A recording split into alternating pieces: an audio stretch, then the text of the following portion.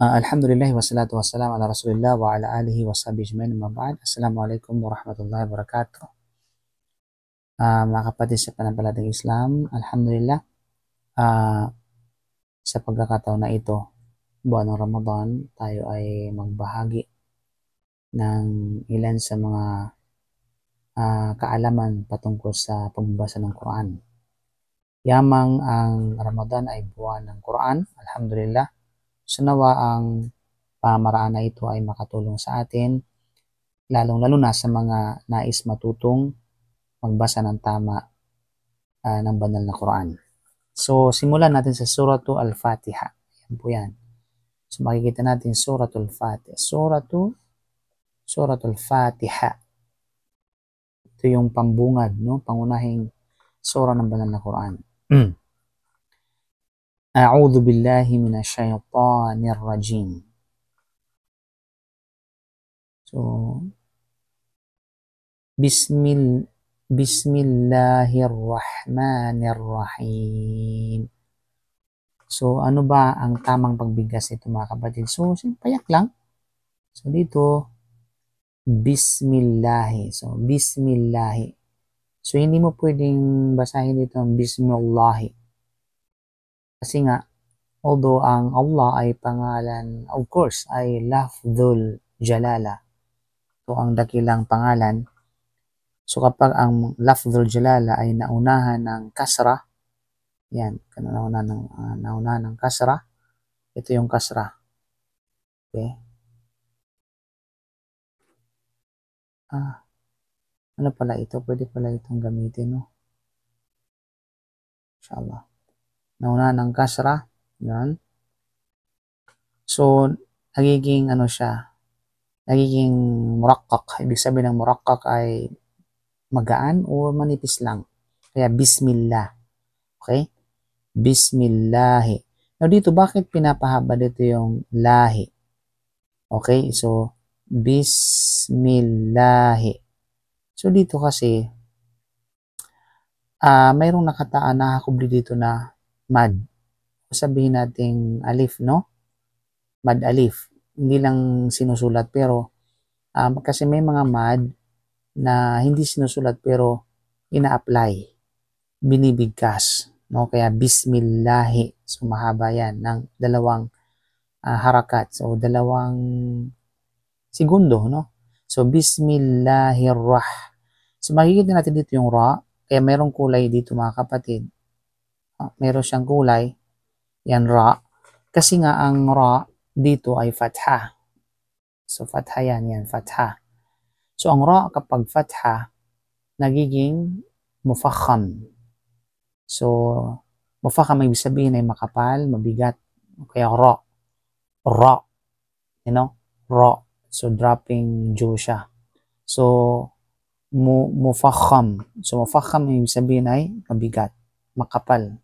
Makapal siya. So, ang ra talaga ay ito yung litra na sa Arabic ay hindi mo hindi siya stable ang kanyang kalagayan.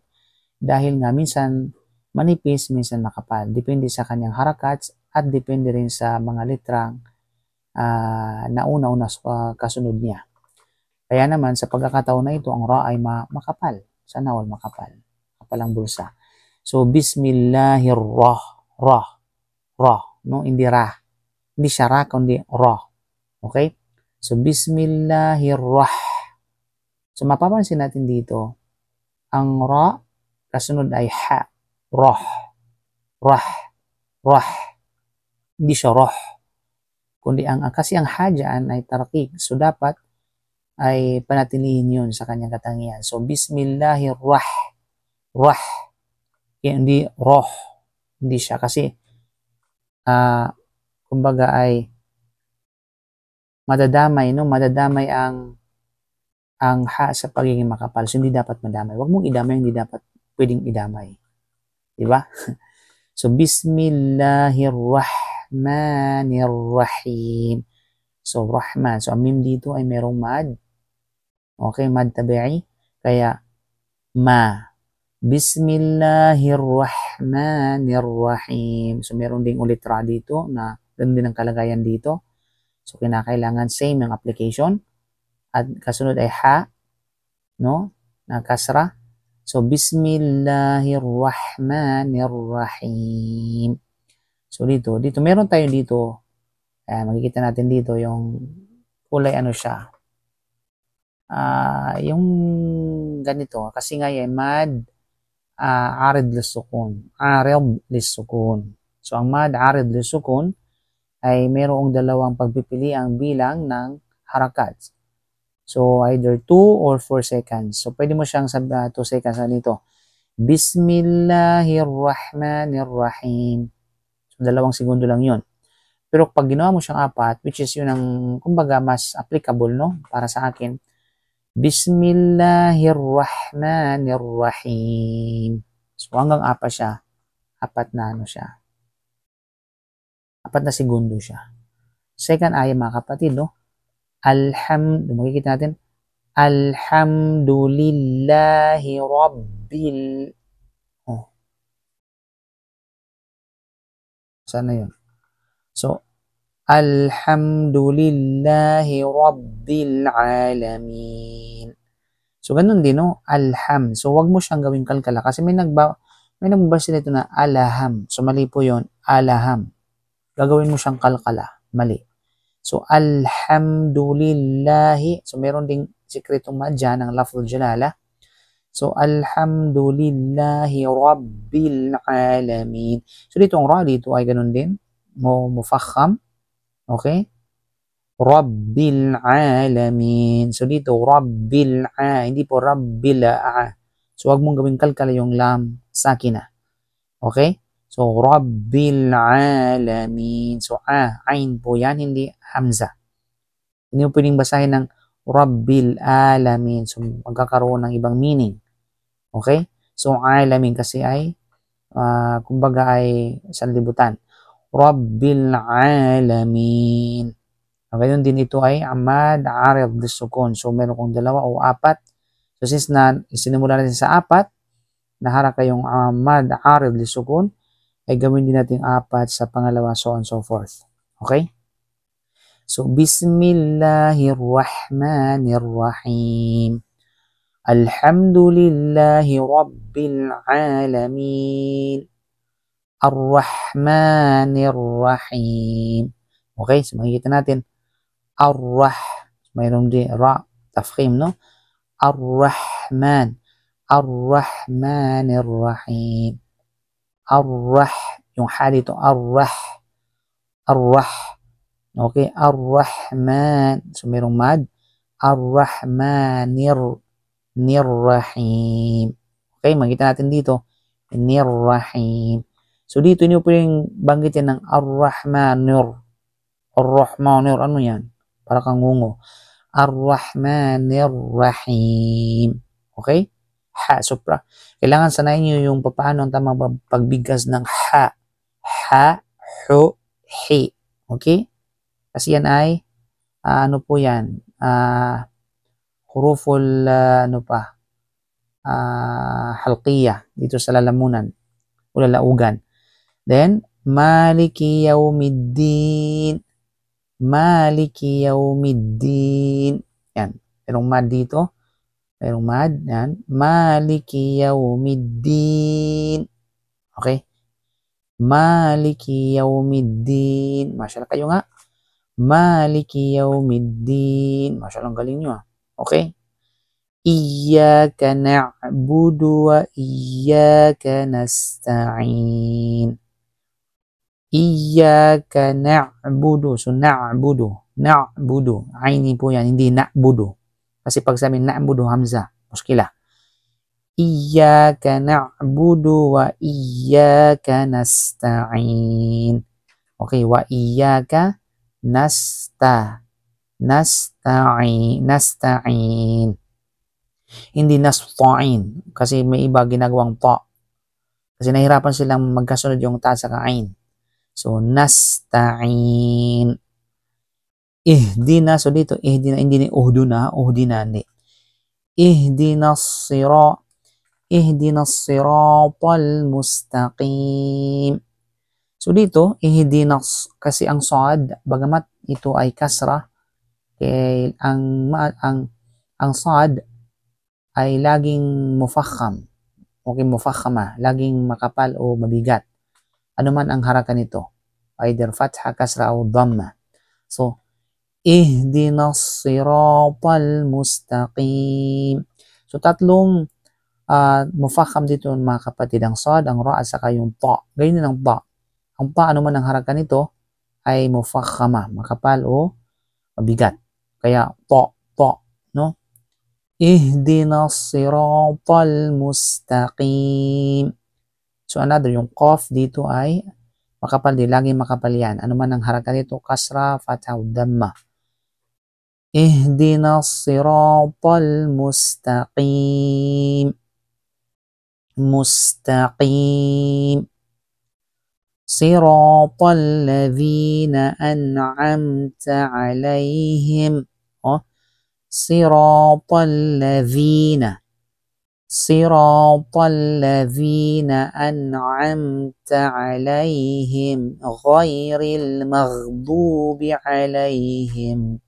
Ito, ghairil maghdubi. So, yung gha ay lagi makapal yan.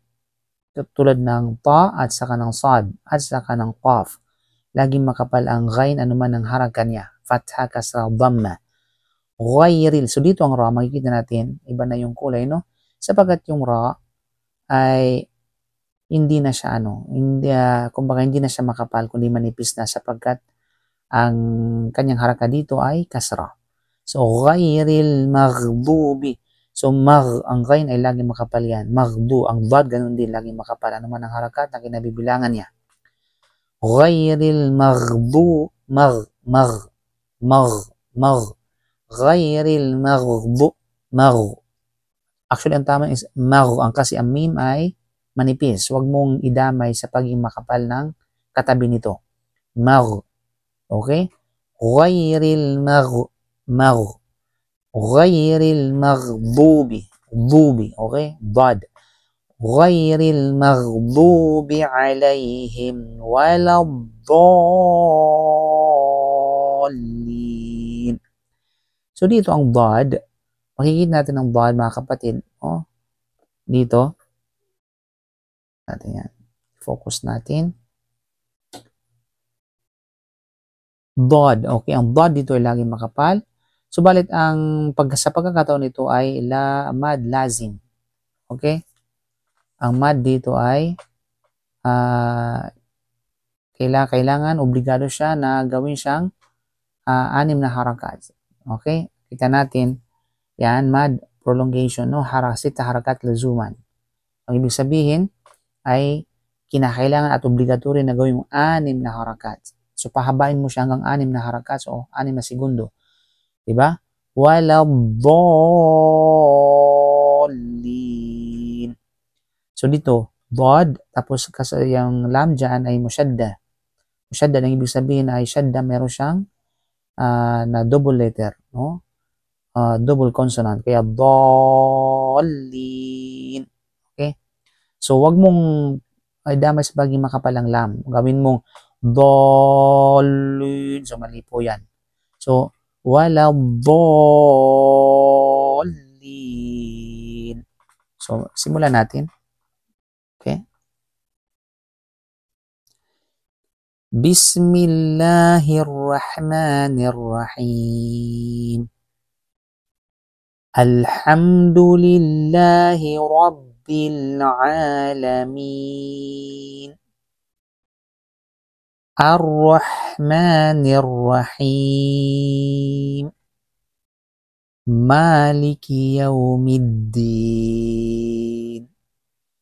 Iyyaka na'budu wa iyyaka nasta'in. Ihdinas siratal mustaqim. Siratal ladzina an'amta alaihim ghairil maghdubi alaihim waladdallin.